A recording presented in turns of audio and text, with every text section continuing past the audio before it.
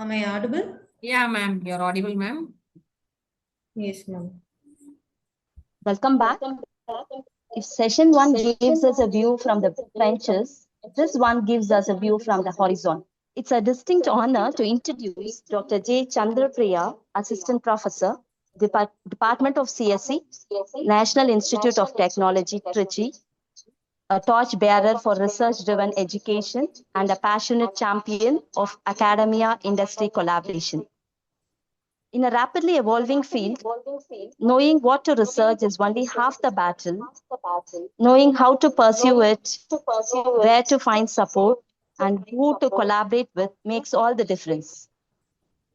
Her session, Research Directions, Funding Opportunities, and Academia Industry Collaboration, will illuminate to impactful research and empower every participant to turn their vision into reality.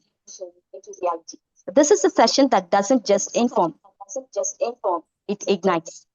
Please join me in warmly welcoming Dr. J. Chandra Priya, Assistant Professor, NIT Trichy. Welcome you, ma'am. Thank you, ma'am. Thank you for the nice introduction. Am I audible, ma'am? Yes, ma'am, you're audible, ma'am. Yes, sir. So I'll proceed. So good evening, all. This is Dr. Chandra Priya from Department of CSE, National Institute of Technology, Trichy. And I'm going to take the session towards research directions, funding opportunities, and academia industry collaboration. So this lecture is designed to be practical and immediately actionable. So by the end of this session, you will have concrete 30, 60, 90-day action plan with which you can start executing by this weekend also. So some visuals and statistics are drawn from public internet sources, IBM reports, and academic literatures with credit to the original authors.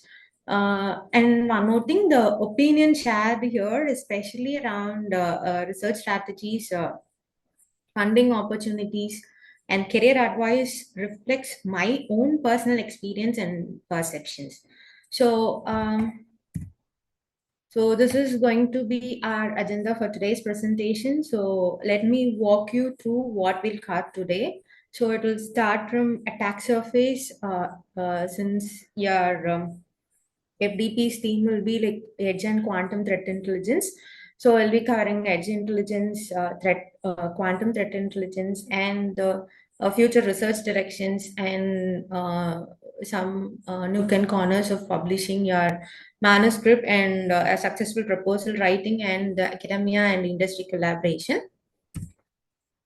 So this is all about the news, recent news. Every morning when you check the news, there will be another breach that comes into picture. So cyber threat are not theoretical; they are happening continuously at large scales.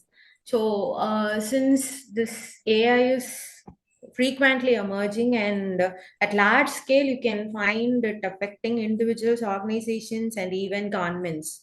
So every headline like this represents an unmet research problem, a funding priority, and a collaboration opportunity also.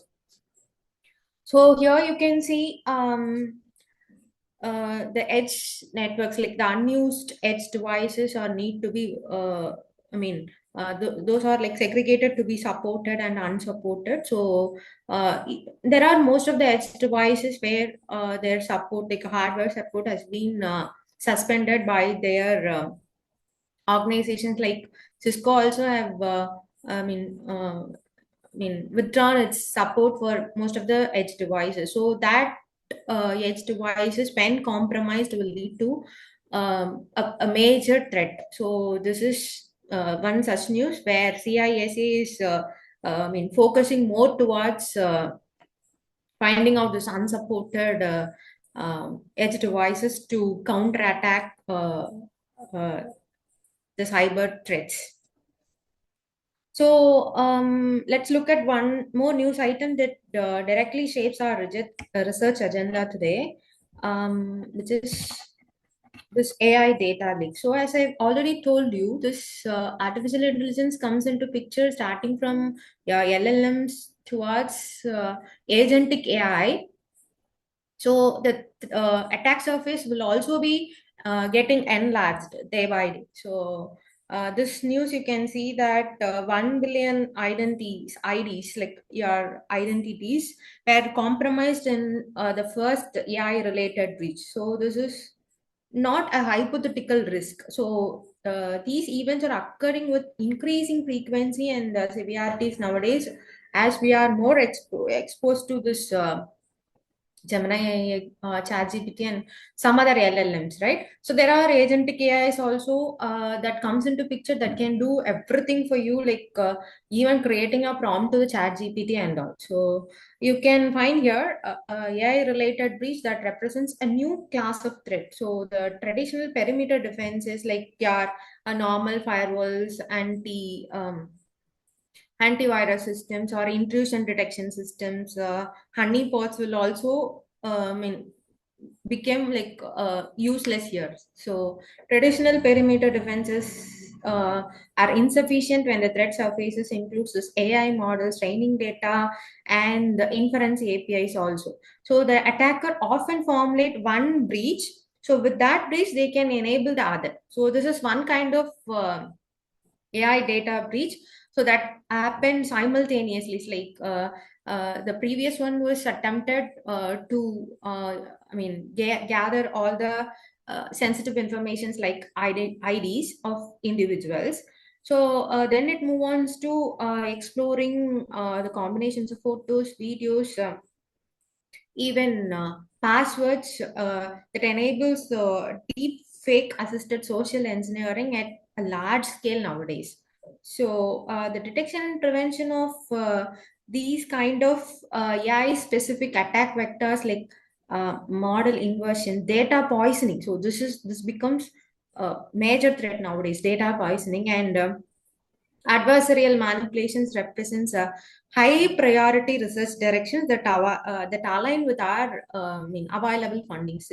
So most of the government agencies like DSTs, DRO, ISRO are giving like cyber threat oriented problem statements, and even Smart India Hackathon also like providing problem statements more on cyber security rather than AI ML. Why? Because when this AI ML kind of realms or paradigms are getting into evolution, then obviously the cyber threat attack surface will also get evolved with this AI's evolution. So you can see these are all the statistics. So these statistics behind the breaches reveal there are like systematic patterns that define where research investment must go. So that is why the funding agencies are keen in providing fundings for this kind of cyber security evolutions. So you can see that the statistics are taken from IBM's 2025 security report. You can see it on your browser itself. Like you can surf in the internet to find this. Usually Cisco and IBM will regularly release this reports every year. So this provides a credibility to our research agenda. Why? Because the most alarming statistics you can see here is 97% of organizations lack AI access controls. So there are possibilities for you can use your AI, like any LLMs and AIs to mimic your own identity, and you can like make the access control mechanisms to have failure. So this is a systemic governance failure at a large scale that creates like enormous research opportunities here. So and one more thing is you can see that 30% of supply chain attack figures is particularly significant. Like supply chain threats target the weakest link in the interconnected systems. So this is directly relevant to the edge computing research, where device supply chains are difficult to audit. Why? Because you are getting some router, or you are getting some adapters, or from like from third party vendor. So you cannot check back the or you cannot have a regular audit trails on that hardware system. So this governance gap as shown here, like 45% approvals, 39% training, these are not just organizational problems. They are the problems that represents the real world day-to-day problems like AI governance research, explainable AI for security, and human factors in cyber security are all fundable directions. So these statistics paint a picture for a threat landscape that is evolving faster than defenses. So they are trying to overcome this attacks by giving defensive mechanisms, but still, due to this AI's evolution, we are forcible to find out the countermeasures. Like that is where the quantum and edge intelligence are coming into picture. So let's understand why and what makes this modern attack so difficult to counter. So you can see here why actually edge computing is essential for threat intelligence. So before edge computing comes into picture, there are like centralized cloud architecture.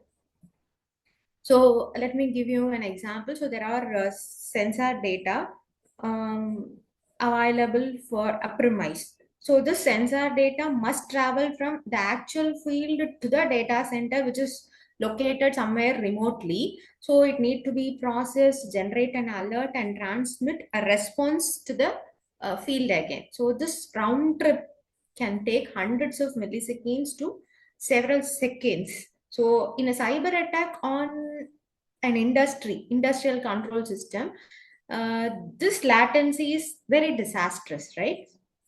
And one more thing is you can see that is what it is mentioned here, the stale intelligence, like the delayed intelligence is effectively no intelligence actually, because we'll be giving solutions to the already occurred problem, which will not work out in today's environment.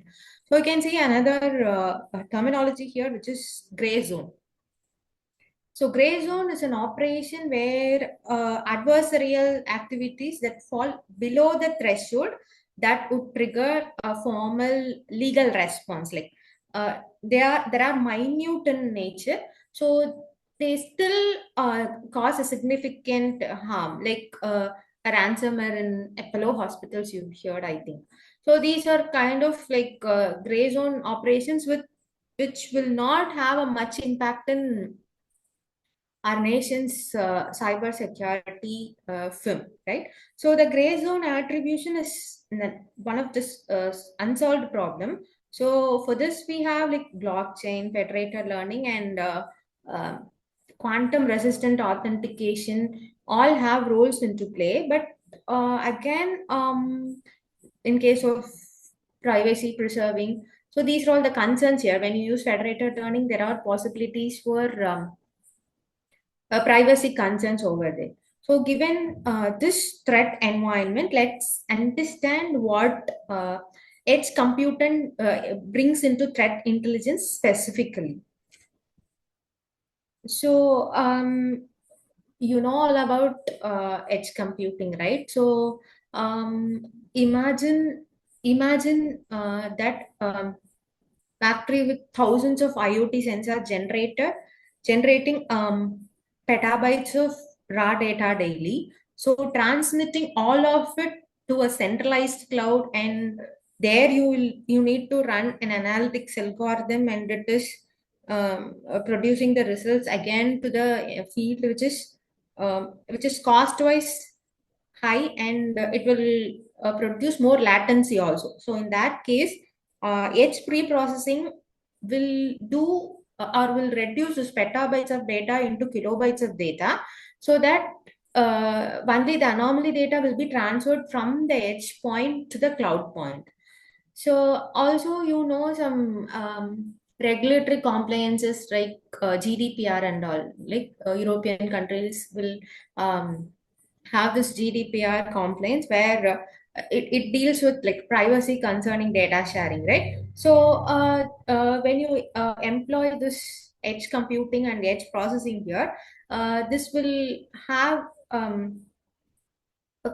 strict compliance towards this GDPR. Why? Because they'll be forwarding the data only when it requires, and it'll do local pre-processing without um, transferring every data to the cloud.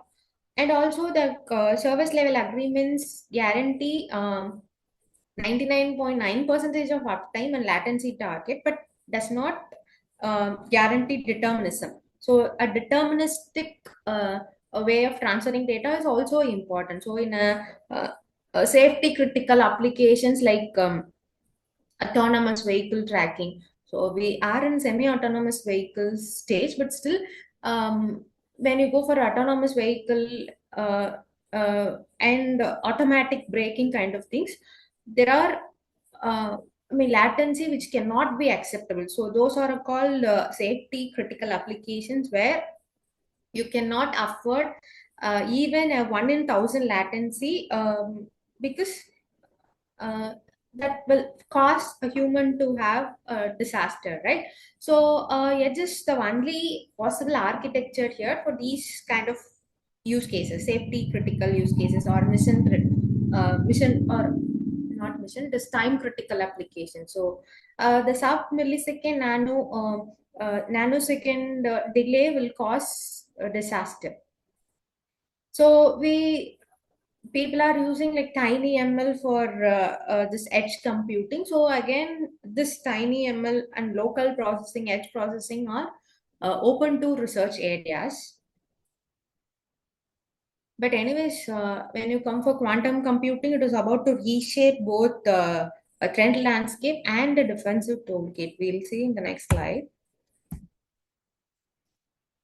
So we can see that the cryptographic deadline is 2031. So 2031 is not far away. So I hope you know RSA and ECC, public key cryptography algorithms. So RSA and ECC security, and not particularly RSA, but ECC security is claimed to be the most secure public key crypto system, but still this RSA and ECC security is purely based on the difficulty of factoring the values you have taken, right? RSA, you'll be taking the values of P and Q. So the actual security, the level of security will lie on that factoring of value n, right? So, but this quantum algorithm called SHAR, SHOR, SHAR. So this SHAR algorithm, when it runs on a quantum computer, it can factor this large prime numbers exponentially faster than our normal computers. So, and one more thing is this harvest now and decrypt later threads. So these are, again, it is operational even now. So they are collecting all your encrypted communications today. Like even your WhatsApp will have like end-to-end encryption. Even that communications will also be collected, and they cannot decrypt it today. But still, when the quantum computers become available, this there are possibilities for this communications be decrypted that way. So that is why it is called as harvest now and decrypt later threads. Why? Because the scientists and the computer enthusiasts are, giving assumptions that quantum computers will be like most influential in the next 5 to 10 years, probably. In the next 3 years also, they will be predicting that quantum computers will be coming in a full-fledged. So, and one more thing is there are around 50 to 30 billion of IoT devices currently deployed, starting from your medical devices, even in your smartwatches. So everything will be IoT devices. So that majorly run cryptographic algorithms for their own security. So without upgrading this device hardwares or firmwares, um, this this will eventually get into quantum computing era where the top secret communications, military communications, corporate secrets, and even health records are all vulnerable in nature at the end of the day. So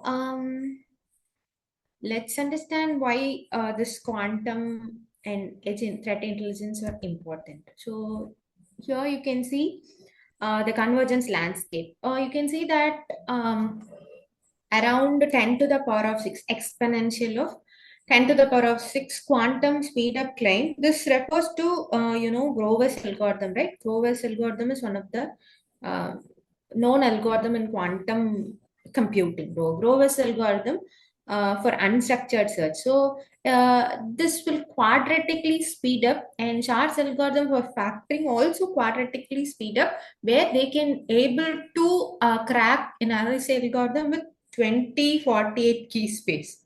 So as you all know, RSA claims to be the most secure algorithm when it has a key level of 20,048 key size.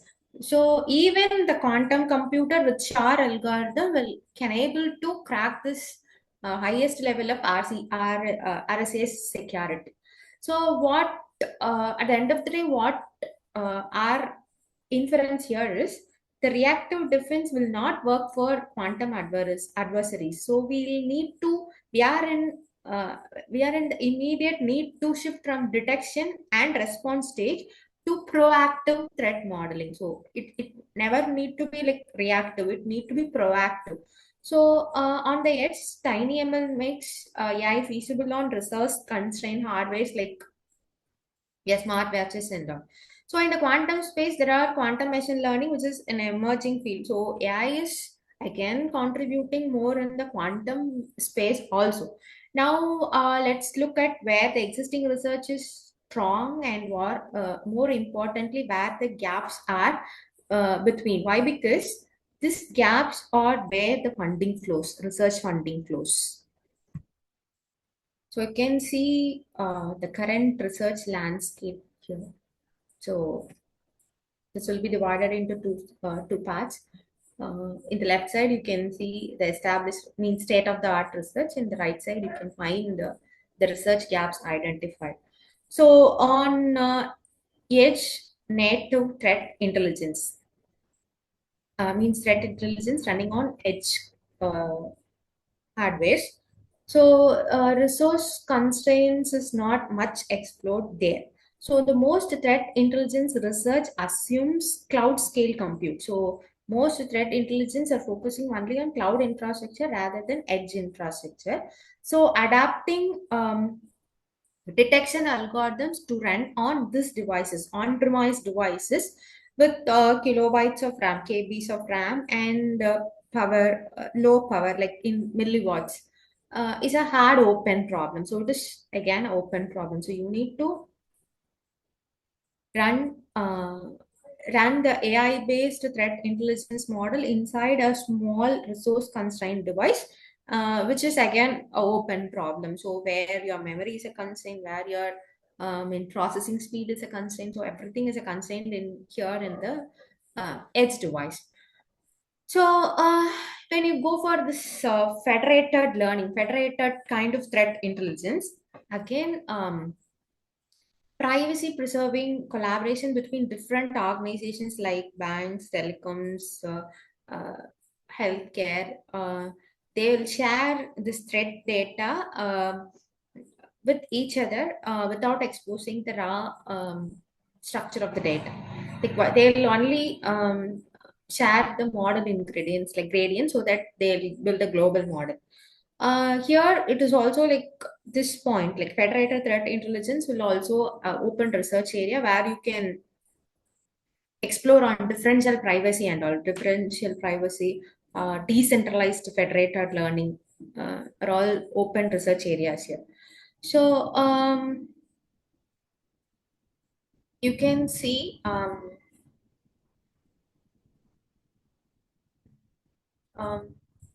it is all about ML-based malware classification. So these are all the existing research areas. So anyways, you need to find out the gap between the already existing state-of-the-art literature so that you can find where the point is actually to attract industry funds or any funding agencies, right? So let me move on to the research directions. first one is edge native threat intelligence. Edge native threat intelligence. So you're going to run the threat intelligence algorithm in a edge device. So first and foremost, any algorithm should be lightweight. Why? Because you are going to run in a resource constrained environment where the memory is a constraint, where processing speed is a constraint, where even storage is also a constraint. So from this slide onwards, we are going to explore more on the sub areas that align with the actual technical background. So if you are about to start your research, or if you are in the initial stage of your research, then this would be much helpful for you. So you can see the microcontrollers, like the MUPs and MUSIs, right? They'll have like ARM and Cortex M series. So there'll be like resource constrained environment where there will be like around MBs of flash memory, and RAMs will be in terms of KBs, like 256 KBs and all. So running a neural network kind of things on such device, it requires like extreme quantization, pruning and compression also. So this is a hard engineering problem, um, which actually have a direct security application. So this is over to the theme of your FTP. This is one of the main research problem. And one more thing is like you can see the gossip-based anomaly consensus. So this was taken from distributed systems, and it can be adapted to security also. So rather than centralizing the threat detection, so the edge nodes share anomaly as rumors. It's not actual anomaly, like means anomaly data as it is. Like it will be like keep on sending the rumors with their neighbors. So at one point of time, they will be reaching the consensus. So consensus is an agreed upon state in a distributed system. So this way of sharing the data will be robust in nature, and obviously that it will be decentralized, purely decentralized in nature. So there will be no necessary for a central coordinator to have synchronization between these nodes.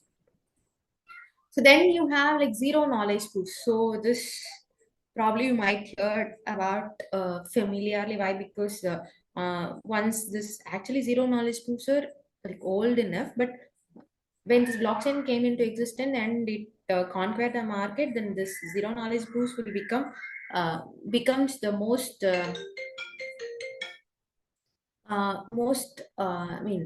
required required for research direction. So see, zero knowledge proofs allows a prover and to convince a verifier that a statement is true without revealing the underlying data. So if I'm a prover, I'll make you I'll give a proof of the verifier. So in the threat intelligence context, this means an organization can prove that we observe this threat without revealing what systems and what are the data that has been compromised. So this is again a less explored research area with very few implementations, zero knowledge proofs for threat intelligence. So, in a network of edge nodes that may be compromised or malicious, sorry, how do you establish which node's thread report should be trusted? So, again, this is a problem. In a network of edge nodes, they are sharing the thread data, but how will you trust the nodes? So, again, this is a question mark. So, this can be resolved with the basis of Byzantine fault tolerance. So those who are into distributed system might know that fault tolerance systems, right? So we need to find out some mechanisms to understand which are all the trusted nodes, which are all the malicious nodes, which are tend to be malicious nodes. So there are like different kinds of faults in the distributed system, ranging from crash faults, Byzantine faults, and all. So this is something out of scope. So let me come to the point where you can find the venues. Like key venues means like renowned journals and conferences. You can see like IEEE, SNP, and ACMCCS, Usenix Security. These are all top tier conferences, and followed by IEEE IoT Journal. You might know, like, and ACM 2SN Journal. So these are all most renowned journals. So let's look at the quantum dimension for research directions later. So you can see again, quantum computing is the uh, it is the it is a kind of knife. So it can be I mean simultaneously provide a threat to the current cryptographic infrastructure, and also provides a positive inference to the defenders, like while you are constructing this proactive kind of solutions to the already existing problems. Even this quantum can be used for uh, both as a, like, it can be threat to the already available cryptographic infrastructure, and also it can be act as a tool that with which you can able to overcome this AI related or AI powered cyber threats. So again, you need to understand both of these sides of quantum computing. So researchers who understand both sides will have the strongest proposals.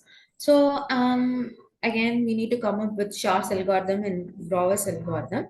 So Shor's algorithm, as I've already told you, it is factoring algorithm, whereas Grover's algorithm will be the unstructured search algorithm. So in Shor's algorithm, when it runs on a quantum computer, it will approximately break 2048 bit of RSA, which we have already declared. I mean, discussed with, right? So the current computers have hundreds of noisy physical qubits. So with 4,000 qubits of in a quantum computer, it can able to crack 2048 bit RSA security in hours. So the current computers have hundreds of noisy physical qubits.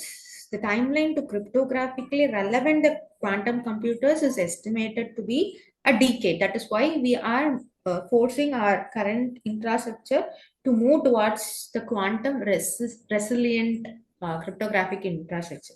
So coming back to this quantum key distribution, this is another mechanism which is again familiar now.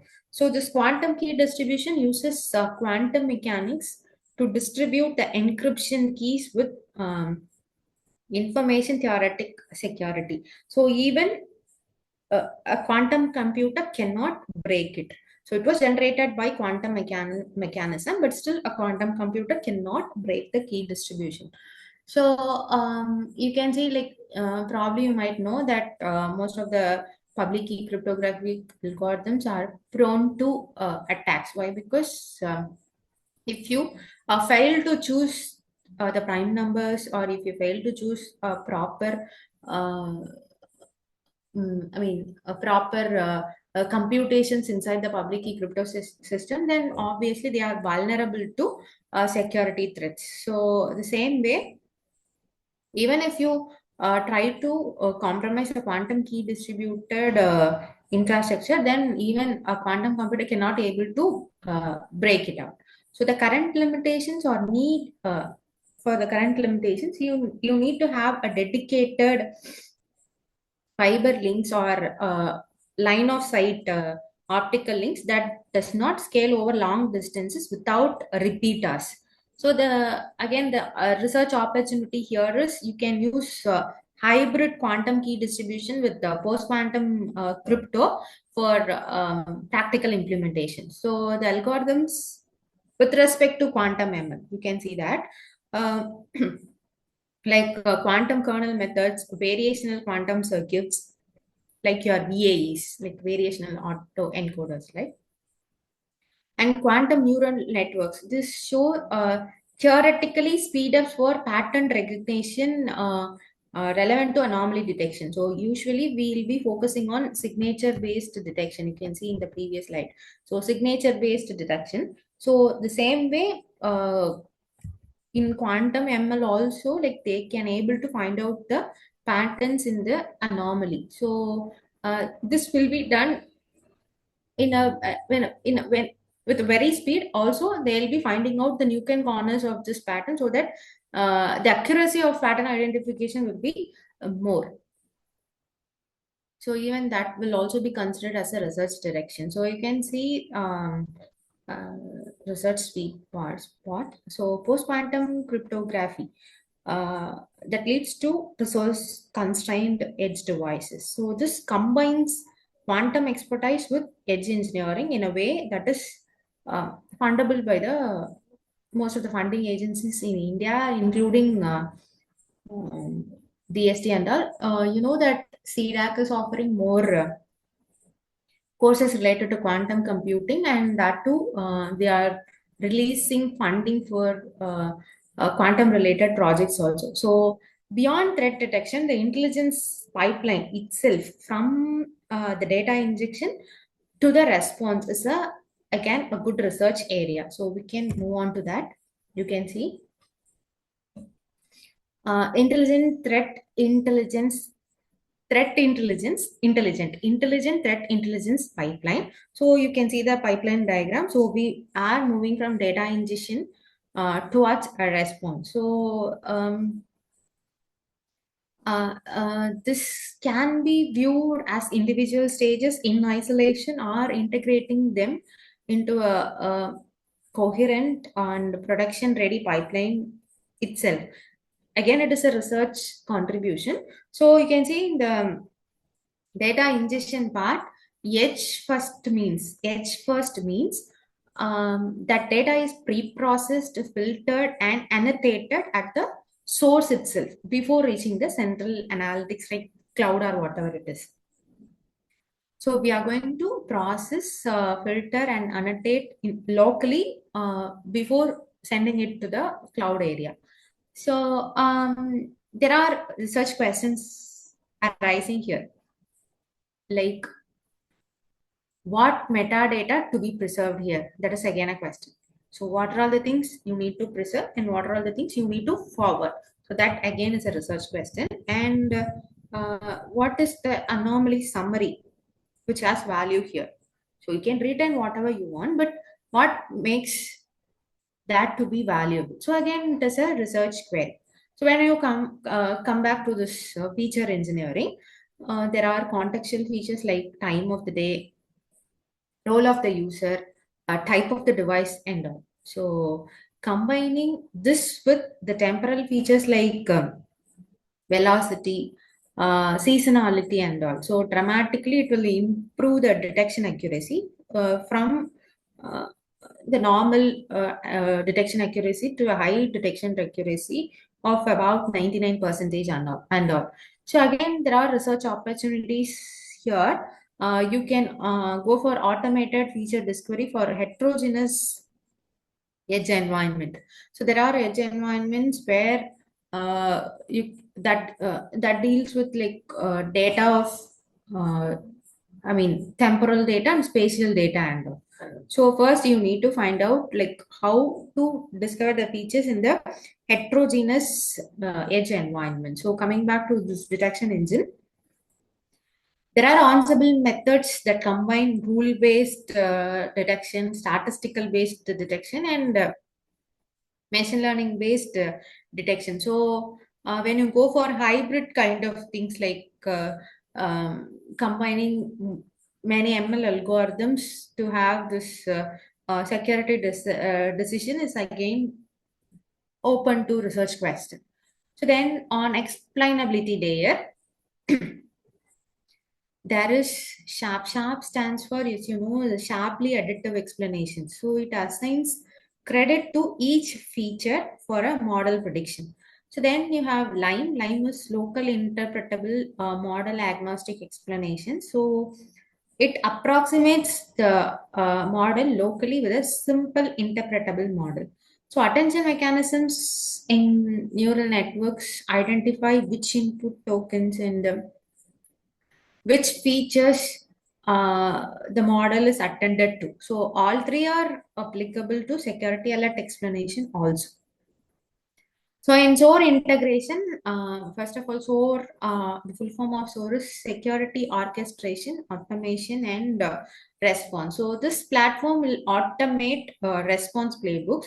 The research challenge here is connecting the threat intelligence pipeline outputs to the SOAR decision trees in a way that accounts for uncertainty and explainability requirements. And the last part, continual learning, security models that require full retraining to adapt to new threats are uh, actually impractical now.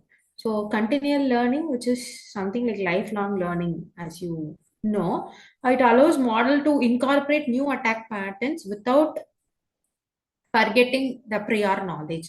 So this is continual learning. So something like your POs and all. So one of the most important emerging research area is federated threat intelligence, which we have already discussed. So we are about to share the knowledge uh, without the actual raw data. So that is again one of the most important research directions, federated and privacy preserving threat intelligence. So normally a federated learning architecture will be having multi-sector collaboration. There will be multiple sectors. They'll be collaborating with each other to find out or come up with a global model. So this multi-sector collaboration that was previously impossible due to privacy and privacy concerns. Now it becomes possible. Why? Because you can include this edge intelligence here. So when you go for federated threat intelligence, each organization, like in this example, we have hospital network, financial sector, cloud provider, government agencies, and telecom operators. So they will train their local model on their own data centers, and they'll share only the model gradients with the central aggregator, which is denoted as federated TI aggregator here. TI stands for threat intelligence. So they will be sharing this model, their own model gradients with the central aggregator without revealing the raw threat data. So the aggregator will in turn combines these gradients to improve the global model for all the participants. So once the model has been aggregated, it will be again shared back to the federated places in them, right? So for example, here a hospital network finds a new ransomware pattern that is targeting any medical device. So under a normal or traditional threat intelligence sharing, they cannot share the patient system log because that are sensitive in nature, and they'll violate the compliance or policy rules if they do such that, right? So when you go for like federated threat intelligence, they can share only the gradient model updates that can have like the behavioral patterns of a patient without exposing their own sensitive data again. So this will be a positive approach, right? So even a malicious participant can corrupt the global model by sending the poison gradients and all. So this again, I was telling you previously now. So this model poisoning attack is again an active research area which you can explore further, right? And moreover, the different organizations have fundamentally different threat profiles. So they'll have different network topologies, different data collection practices. Like they'll have like the what is that? Um, the nature of data will be different. Means heterogeneous data distributions are there. So federated learning across such heterogeneous data is again a challenging one. But still, there are multiple research works going on there. They'll split the data as IID data and non-IID data. So you can explore more on that. So now there arises a question. Why would organizations participate if they give away their own threat intelligence data? So what is the necessary for sharing the data? So that is also again you can give incentive mechanisms and all. Again, that will be again research opportunity where you can explore further. And if you are more interested towards working on federated learning, then there is a framework called FATE, like Federated AI Technology Enabler FATE framework. And you have already I think TensorFlow Federated. It is again a framework where you can explore more on federated learning. So if you want to implement, you can use these kind of frameworks. So let's look at two more specialized but high impact research directions. So crypto agility, which is very basic word, crypto agility. So it is not a product, it is not an algorithm, or it is not something like a framework. It is a design principle, but it is the actual need for cyber security framework nowadays.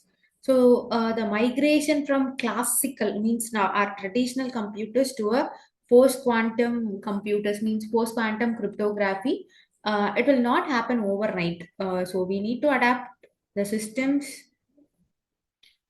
simultaneously for this transition, right? Sorry. So an example of crypto agility can be TLS, like your transport layer security. Uh, this TLS will support negotiating cyber suits between the clients and the server. This you already know. So a crypto agile security system extends this principle to support algorithm substitution at any layer without requiring applications redesign. So that is what is crypto agility is like something like your agile software. So the existing protocol stacks like SSS secure socket layer, TLS transport layer security, and IP security and all. It need to be it need to be reconfigured with this crypto agile architecture. Again, this is also a research engineering problem where you can go for funding also. So then you have like quantum federated learning, as we have already discussed. So this is federated learning. When you have like quantum computers involved here, then that will be quantum federated learning. So it requires hardware. It requires hardware at the client side. So when you see this image, all the organizations involved in this federated network should also have a quantum hardware to support quantum federated learning. But it will not be possible for edge devices, right? If I have edge device and if I want to run a FL algorithm, then obviously I cannot afford it to have a quantum hardware. So in that case, you can go for this quantum split learning. So quantum split learning is again one of the familiar and one of the ongoing research directions. So you can have this quantum split learning. It splits the model. The client runs in the classical neural layer on a device, but the server runs a quantum circuit layer. So both in the normal federated learning, quantum federated learning, all the clients, those are involved in the federated learning mechanism, need to run or need to have the quantum hardware installed in it. Whereas when you go for this quantum split learning, the client can run a classic neural layer on a device, like which is device specific, and since it is a resource constrained environment, the edge device will run a normal neural layer, whereas the server will run a quantum circuit layer. So there are only intermediate activations that need to be transferred. So this is again a new concept, QSL, quantum split learning. So this architecture will definitely suitable for IoT devices with classical processing capability, but cannot host a quantum hardware or circuit internally. So when that is the case, you can go for quantum split learning. So it is very much applicable to the researchers who are working in IoT and IoT security. So then there is one more important research direction, which is quantum threat detection. So there is a need to go beyond the current existing binary classification. Binary classification, in a sense, as you know, either yes or no. It can be like if it is affected or not affected, or attacked or no attacked. So this will not be applicable for this changing behavioral patterns, no? So this binary classification will no more applicable for today's environment. So most current machine learning based threat detection algorithm will ask for um, is this traffic malicious, is this device malicious, something kind of thing, yes or no. But the advanced persistent threats operate over weeks, months, even years in your computers. They look like benign activities. They will not pose any damage, but they silently overhear what you are doing. So again, that will also be a threat, I mean, serious threat, right? So the time series analysis over long behavioral baseline is obviously needed. So to find out or to find to crack that threat in its initial stage itself. So which again requires computationally expensive hardware into account. And one more thing is GANs, generative models. So we are well known of this generative models like uh, GANs and VAEs. What is that? Variational variable auto encoders, right? They are used to synthesize novel attack patterns for testing defenses, like to um, run a newly deployed algorithm. But quantum generative models like quantum GANs and variational quantum circuits, this can able to explore the attack space more efficiently rather than the normal GANs. Also, there are cyber threat graphs which are sparse in nature, so they are large and dynamic in nature. So the quantum graph algorithms offer speed ups, like they can traverse the quantum graphs uh, much faster than normal, and they'll analyze the structure. So again, this is also widely open research direction where you can focus more on the intersection of quantum algorithms and network security. And actually, one thing I need to accept is most of these approaches are in early theoretical or simulation stage. So they are proposed, but there is no references for implementation and all. But when you demonstrate or implement a small scale prototype showing a quantum advantage for a simple security task, you will be having like high possibility for a research publication.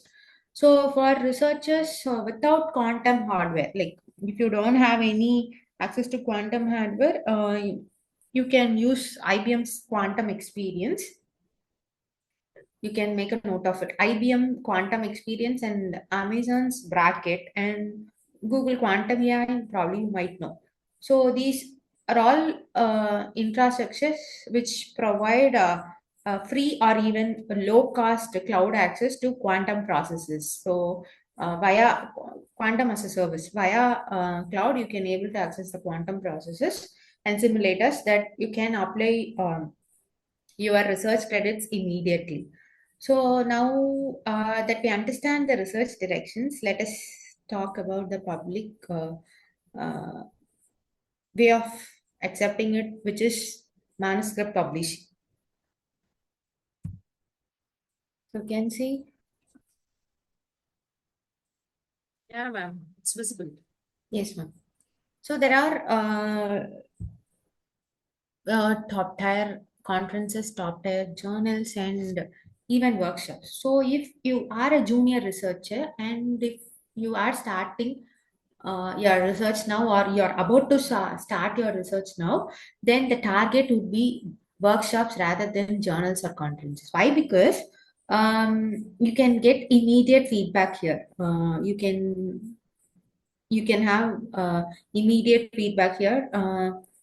That then you can expand it to conference. So before moving on to conference, first, go on to a workshop and find out the feedback from your fellow researchers there. So normally a workshop's acceptance rate would be like somewhere around 30 or 40 percentage, giving immediate feedback, and so that you can refine your ideas before going for a conference or a journal. So if you want to have a proper industry collaboration, or if you want to have acceptance from the industry, or if you want to have a proposal with industry collaboration, then uh, the first thing you need to have is, like, you need to have a IEEE transaction paper. You need to publish in IEEE transactions. So that will make or ACM kind of transaction that will make the industry people to collab with you, make collab with you, right? So, and one more thing nowadays are, nowadays, like, the trend towards research is open source. So open source is essentially, now it is mandatory for all the top tier security conferences, right? Not security conferences, any conferences, they are requesting you to post your implementations in the GitHub kind of things. Like, reviewers expect your reproducibility artifacts, like anywhere, like your implementation code or data sets and all. Sometimes they are experimentations and all, like scripts and all. So making open sourcing part of your research flow is also mandatory nowadays. So many IEEE and ACM journals have higher index values and citation rates than the conferences listed in Tier 1. So, it's like IEEE transactions on information forensics and securities, one among the most cited journal overall, to my knowledge. So to multiply the impact of your research, so if you want to have more citations, or if you want to have your research idea to be accepted by a wide range of researchers all around the world, first thing you need to do is you need to have a proper GitHub repository with which you can able to have all your implementation results there. So a GitHub will have an informal tool to have more citations for your published work. So, and blogs like Medium, there are technical blogs like Medium and all, right? So this will drive the discoverability of researchers. Like, you can have view to the fellow researcher who's working in the same area, right? So you can have access to them, and you can share your papers, so you can share your ideas and all. And third point is, you need to have patent before publishing. Why? Because filing a patent before publishing protects the commercialization right. While while when you publish a paper, you can also get your academic credit. Uh, the the best guideline here is, first you need to file a patent, then it needs to be published, then you can go for submitting that particular paper or that particular work to a conference or a journal. So this is a proper mechanism. So if you are a researcher who is going to start your research probably very soon, then the first and foremost step, or if you are a PhD holder and if you want to update your knowledge for the current cutting edge technologies, then the first thing you need to do is you need to set up your Google Scholar alert for the 5 top research keywords based on your interest. So this will take like hardly 10 minutes to do, right? So when you do this, obviously you'll be getting your updates on the new paper to your email daily. At least 2 to 3 papers you can get in your inbox. So you can, without any extra effort, you can able to at least update your knowledge with this, like without any extra effort. So this could be a small thing which you can do to update your knowledge based on the modern technology that is evolving day by day. So with the publication strategy in place, let's talk about the next step would be like funding. How you can approach a funding agency to have a proper successful funding. So can see here industry sponsored research. So first we'll be focusing on industries rather than funding agencies. So the companies like Cisco, IBM, Microsoft, Google, and all will have like academic credit programs. So you can search it in the browser. This will be like they'll be getting what is that? They'll be getting the proposals like it will be open throughout the year. So you can apply through your corporate research website. So here, what is the actual benefit is there will be no deliverables. You can publish freely. So there is another model called as this consortium model. We were discussing about gift funds. So there is again a model called consortium model with highly effective for broad platform research. Like every company receives an non-exclusive license to research results.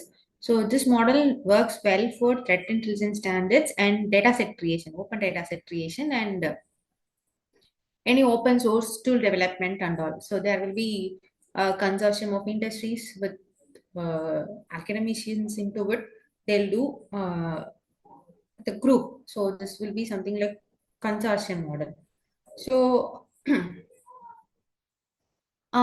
and one more thing is you can go for consultation. So, the one day problem in consultation is you need to have a proper credit of interest policy at your end. If you are working in an institution, like you need to cross check your conflict of interest policies before moving on to consultation and all. So, most universities limit their consulting to 1 day per week and require disclosure of consulting relationships and all. So with this, let me move on to government funding agencies. So this is all about industry sponsorship. So let me move on to government fundings.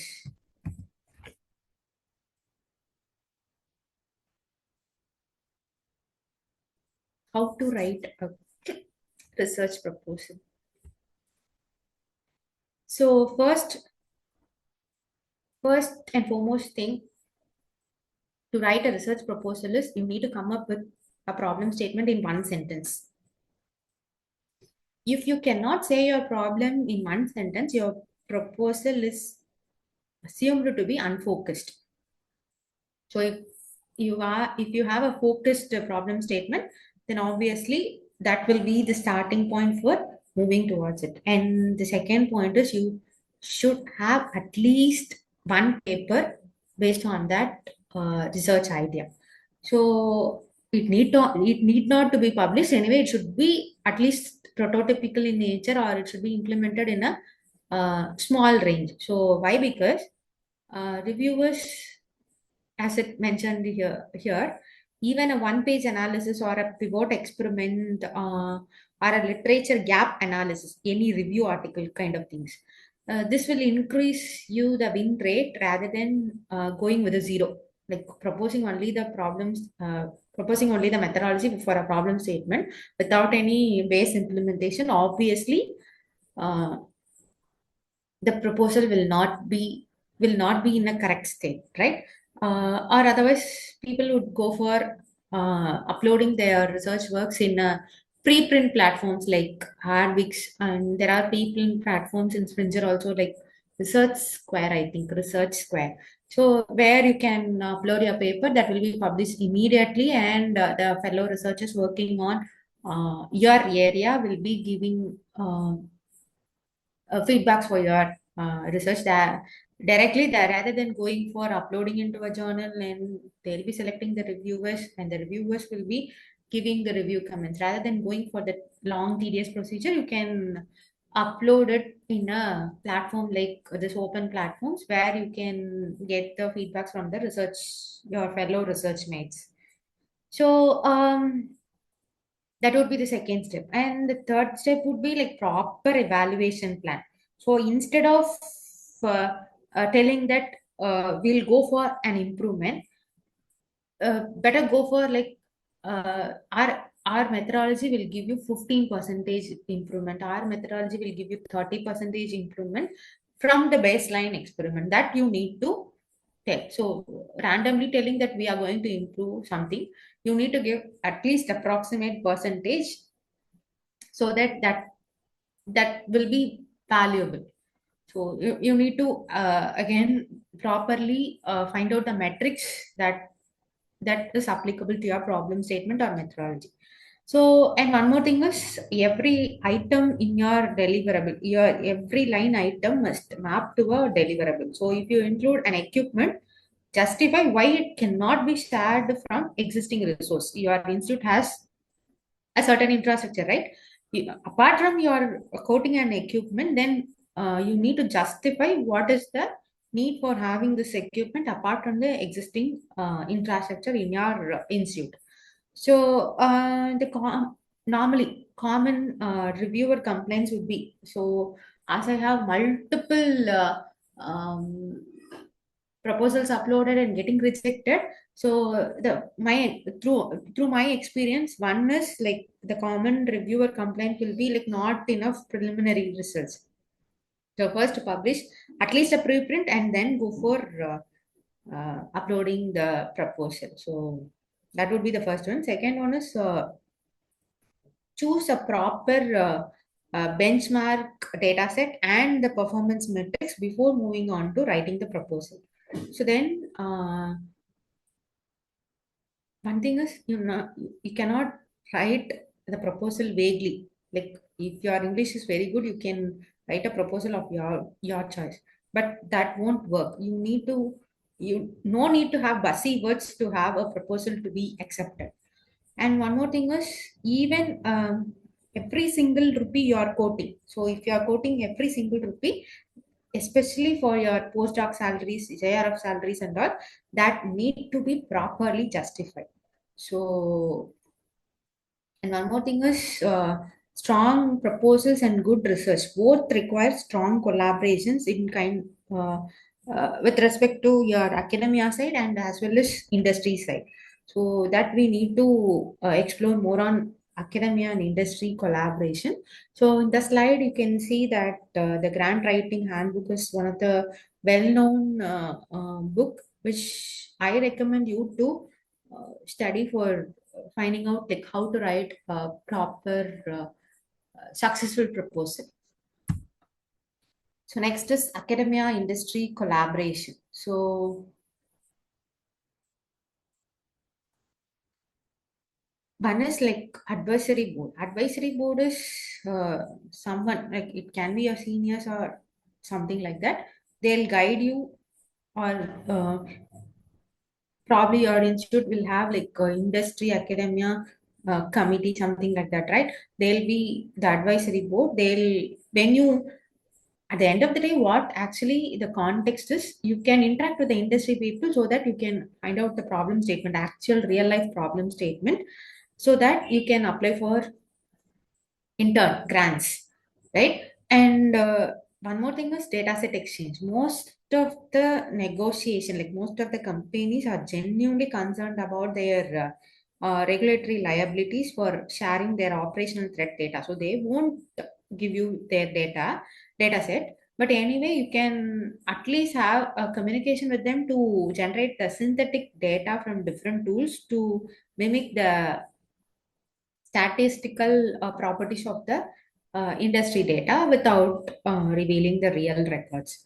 So, and one more thing is student internships. Students who intern at a company will return as a full-time employee for that company will be the most valuable point of contact for you.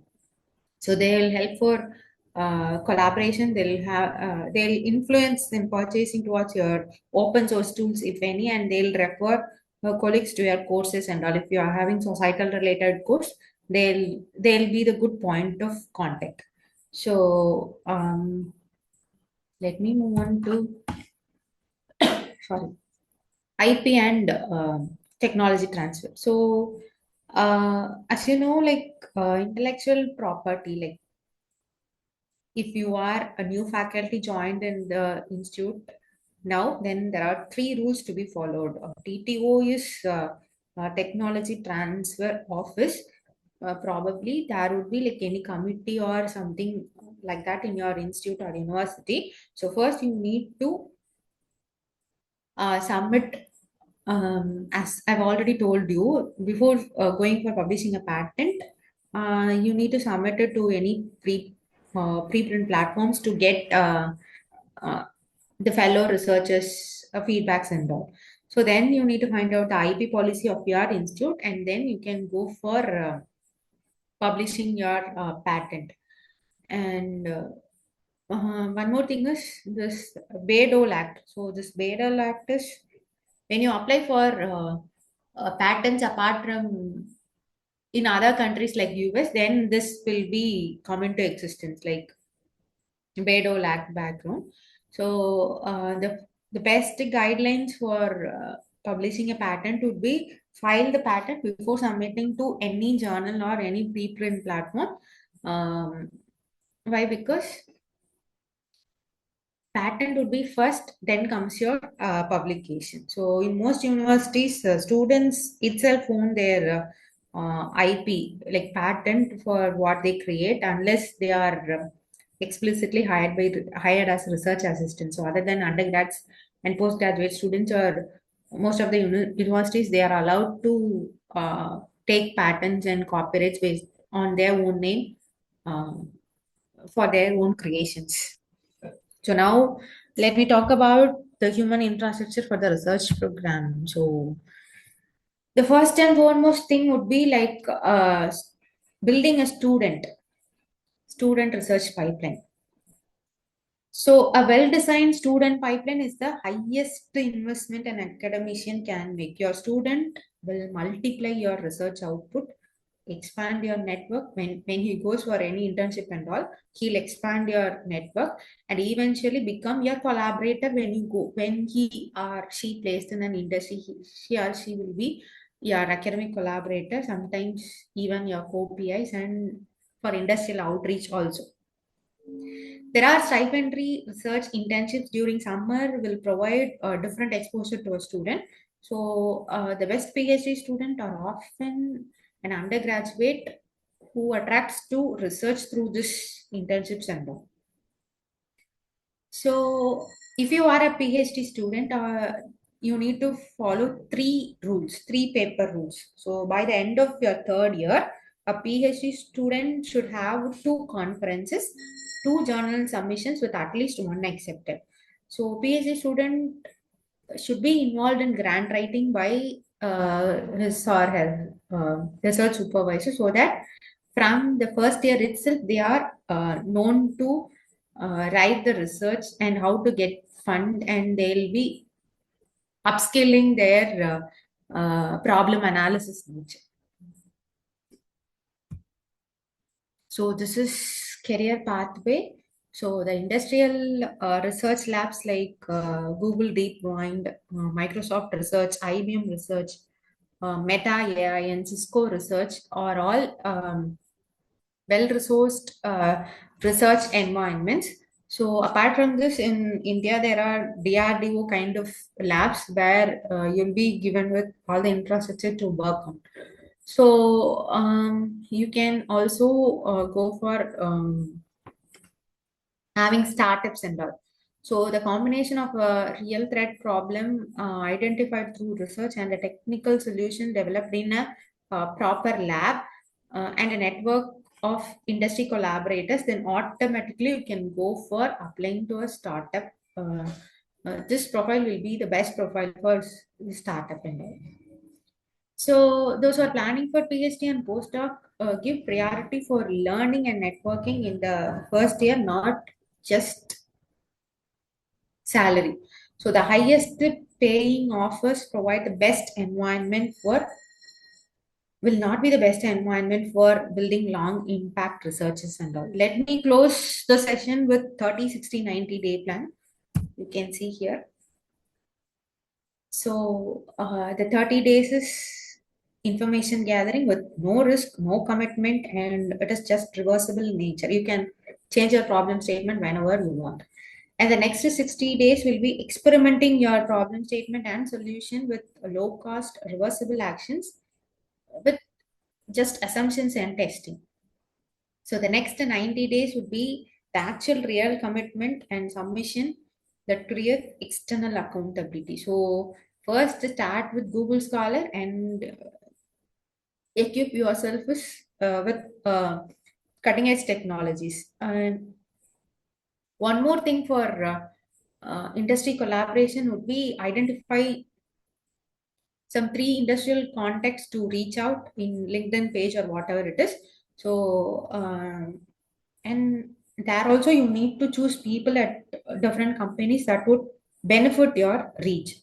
So you can go for submitting the work to the workshop first. You'll get the feedback and then you can move on targeting the different journals and conferences. And first and foremost thing is start moving now, and you should not wait for a perfect project call to float. So nothing is perfect. So first start working on a research area, come up with a proposal, and then you can modify the proposal based on the project call. So don't wait for the project call and don't plan for the project calls also. So with this, the session is open for questions now.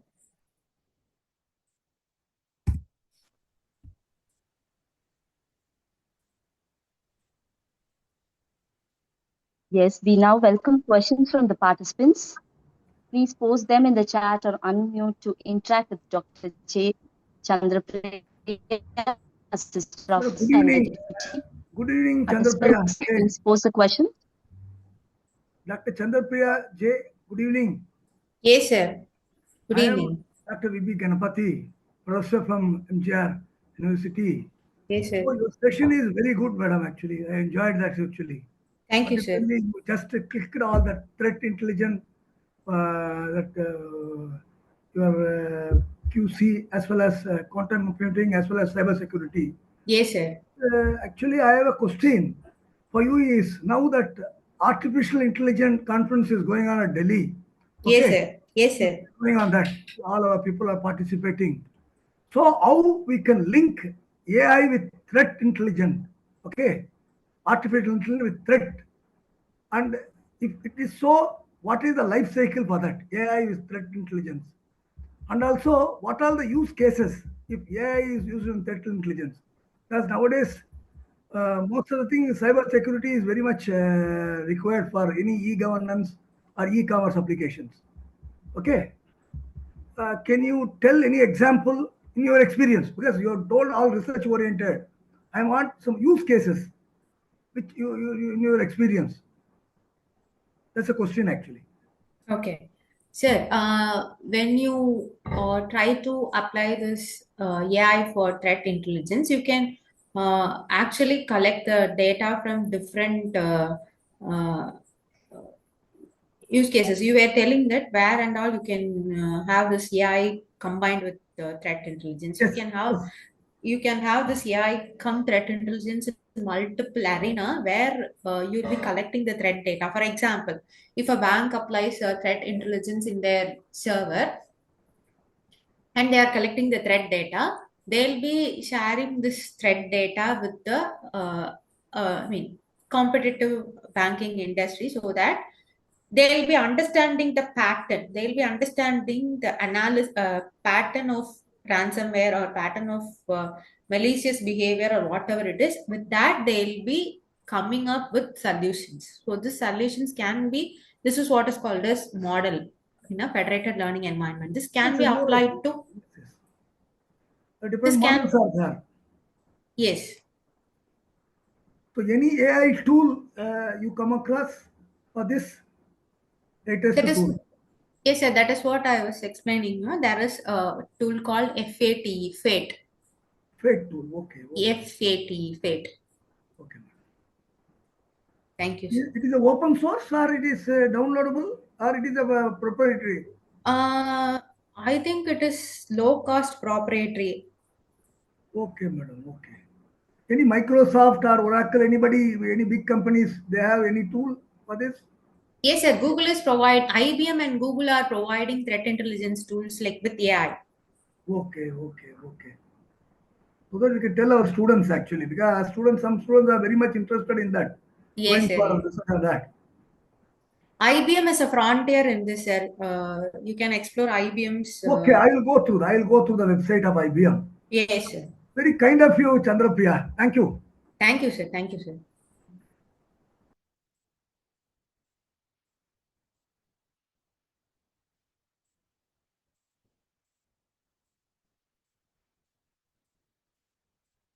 Yes, participants, few more questions. If you want, you can post it in the chat box.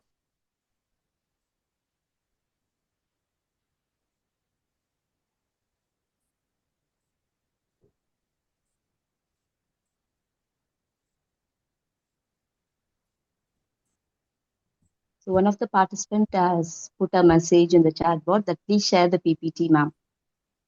Sure, ma'am. I'll share the PPT with you. Okay, ma'am. Thank you.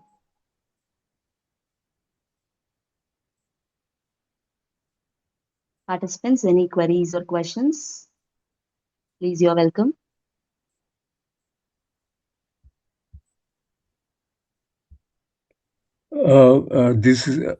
This question I want to put. It is in the first segment of your talk. Yes. What is the handshaking between the classical edge and the quantum backend? Because you have mentioned it, but there is no model, or actually there is no content over that. Can you give explanation or something like that? How actually these binary states are coping with quantum states? Sir, that is what I was explaining. So you cannot have your normal computers, normal cryptographic protocols or normal transport layer protocols to abide with the quantum computer because they are dealing with qubits rather than your bits binary digits. So they'll be dealing with qubits. So you need to have a separate algorithm or separate hardware that need to be abide by that quantum computing environment. That is why we are dealing with this SHAR algorithm and Groves algorithm and all. So No, you we said in the edge we can't ye- accommodate all these things. yes, we need to upgrade the Fine. edge devices so that we can run these algorithms there. Yeah, that's right. But the restrictions in the edge may not, you also raise the doubt, may not accommodate those quantum level manipulations. So in that case, is there any research direction or something? Yes, sir. Cisco and IBM are currently moving on towards finding out edge devices like firewalls and routers abiding this quantum qubits. Oh, thank you, thank you. Thank you, sir.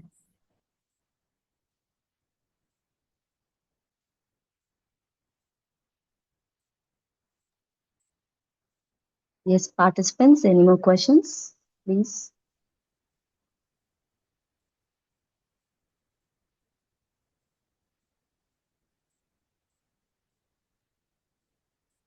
The day 5 feedback form for both the session 1 and 2 has been posted and will be live for the next 10 minutes only.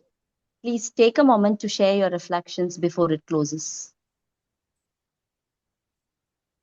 Now I thank Dr. J. Chandra Priya, Assistant Professor, NIT Trichy, for her extraordinary session. Ma'am, you didn't just share information, you shared a vision of what purposeful, well-supported research truly looks like. Every participant leaves richer in both knowledge and direction. Thank you, ma'am. Thank you, Now ma'am. I request Dr. Shamim Fatima, ma'am, Associate Professor, Department of CSE, to wind up the session. Please, ma'am. Thank you, Dr. Indra. And with this, we close the day 5 of our International FDP, a day of real world wisdom and forward-looking inspiration. Our heartfelt gratitude to Mr. Sivakumar Karpasamy, the security architect, and Dr. J. Chandra Priya, Assistant Professor, NIT Trichy. You have not just spoken to our minds, you have spoken to our purpose. I couldn't find better words to say thanks to you. We sincerely thank our wonderful participants from across India and the world. Your curiosity, your questions, and your enthusiasm are really the true spirit of this FDP. Thank you all for showing up every single day. And now finally comes the day 6. The grand finale awaits tomorrow. Stay curious, stay inspired, and join us tomorrow at 5:50 p.m. Good night, everyone. See you tomorrow. Thank you, Dr. Chandra Priya. Thank you all once again. Thank you, ma'am. I thank the organizing committee of the FDP and particularly Shamim ma'am and the management of RMKC for this opportunity. And also, I like to thank the participant for lending their time. Thank you. Thank you, ma'am. Thank you.